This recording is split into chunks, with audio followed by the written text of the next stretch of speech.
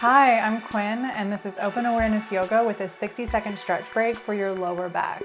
Stand up facing some furniture, like your couch, a coffee table, or a desk. Bend your knees and fold forward from your hips, bringing your hands down to the furniture. Keep your knees bent and allow your low back to round down over your legs. Let your head hang from the spine. Feel your spine traction down and your low back release. Take a few breaths here, head hanging heavy. And whenever you're ready, stand up slowly.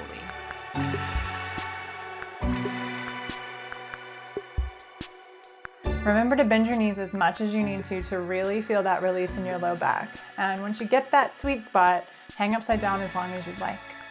This one pairs well with the 60-second stretch break for thighs and hamstrings and the one for the hips, which you can find on my YouTube channel along with a lot of these 60-second stretch breaks.